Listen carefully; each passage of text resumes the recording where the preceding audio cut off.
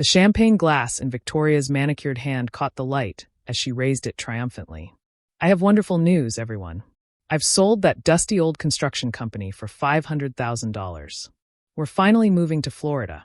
I watched my father's face crumble like one of the buildings his company had demolished over the past 30 years. His weathered hands, still bearing the calluses from when he swung hammers alongside his crew, trembled as he set down his fork. "You sold Peterson Construction?"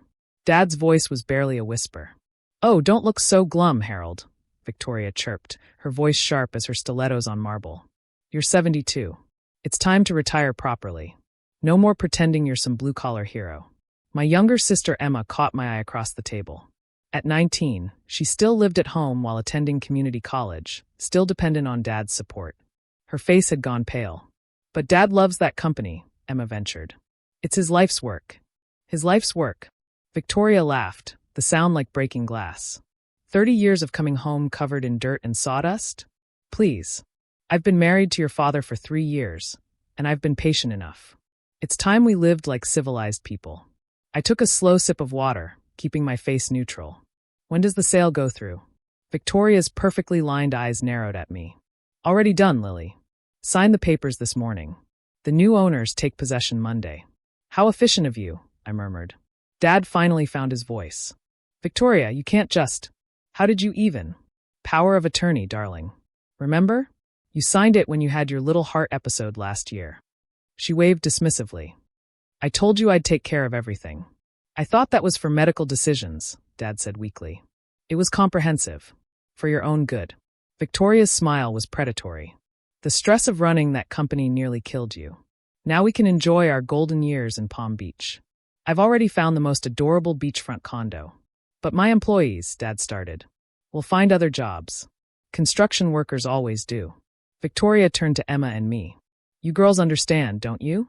Your father needs to think about his health." Emma was crying silently. Dad stared at his plate like a man who'd just watched his house burn down.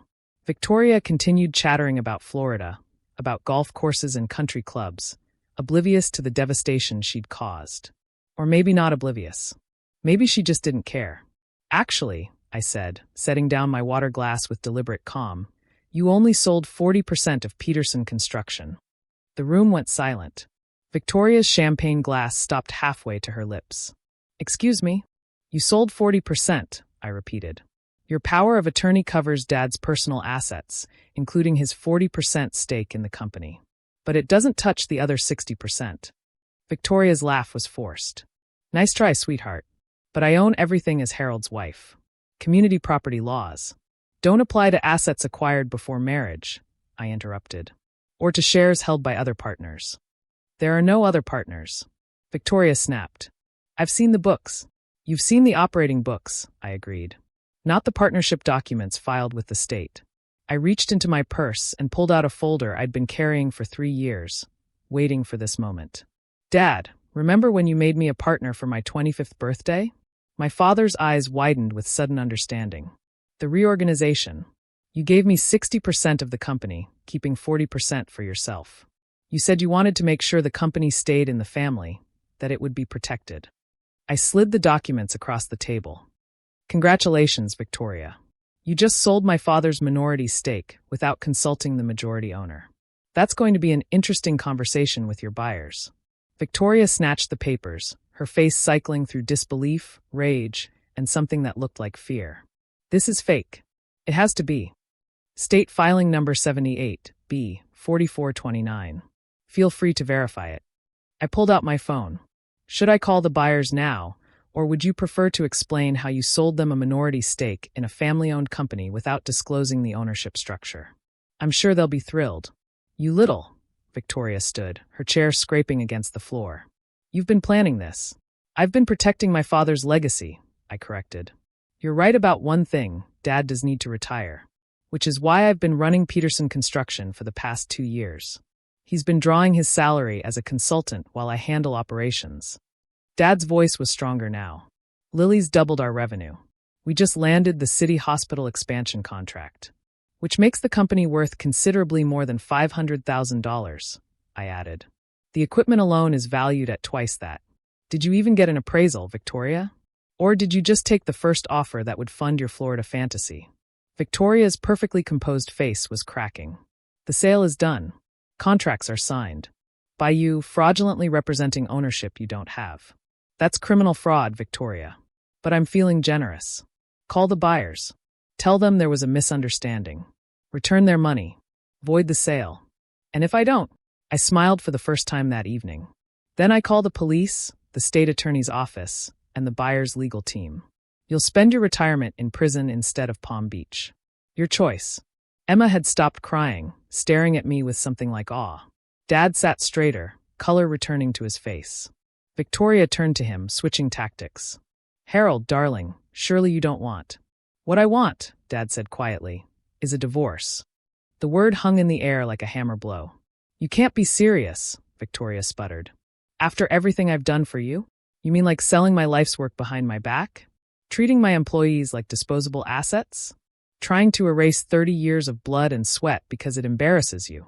Dad stood, and for the first time in months, I saw the man who'd built a company from nothing. Lily, can you handle the buyer situation? Already texting our lawyer, I confirmed. Good. He looked at Victoria with something like pity. You have 1 hour to pack what you can carry. The house is in my name alone, purchased before we met. Don't come back. You can't just throw me out. I have rights. You have the right to leave with dignity, Dad said. Or the right to be escorted out by police when I file charges for fraud. Choose quickly. Victoria looked between us, perhaps finally realizing she'd overplayed her hand. The buyers will be contacted within the hour, I assured her. I suggest you focus on packing. She fled upstairs, her heels clicking frantically. Emma immediately hugged Dad, who held her tight. I'm so sorry, he whispered. I thought I was protecting you girls by remarrying. I thought you needed a mother figure. We needed you, Emma said fiercely. Just you. I joined the hug. We've got each other. That's all we've ever needed. An hour later, Victoria descended with 2 suitcases and a venomous glare. This isn't over. Actually, it is, I said. The buyers have been notified. They're surprisingly understanding about unwinding the sale, especially since I offered them first bid on the next commercial property we develop.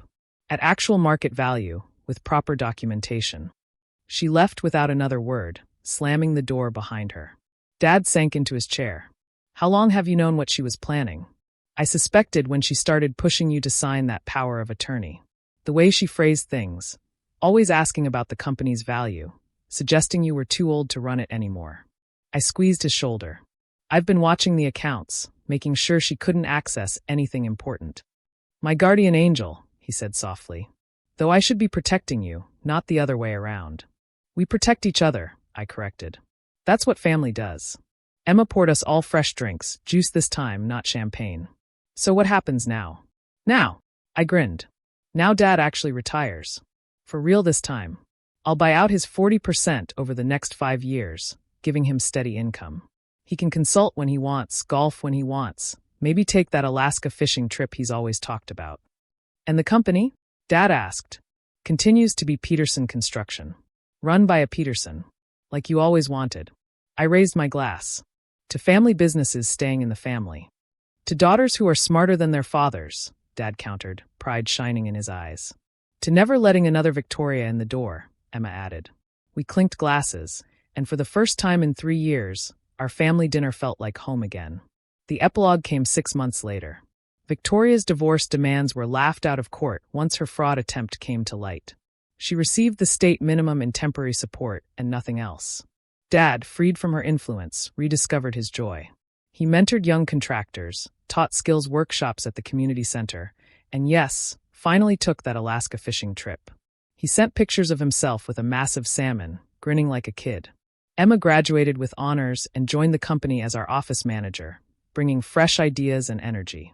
Turns out she'd inherited Dad's head for business along with his stubborn streak.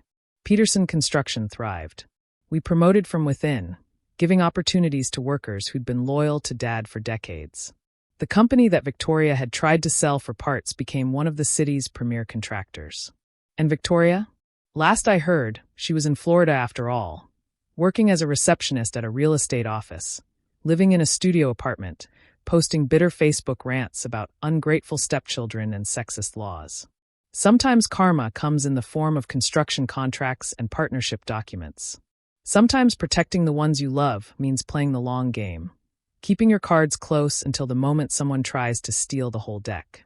But always, it means remembering that the most valuable assets aren't the ones you can sell. They're the ones who'll stand by you when someone tries to sell you out. Victoria thought she was selling a company. She was really selling out a family. In the end, she lost both, and we discovered we'd never needed her at all.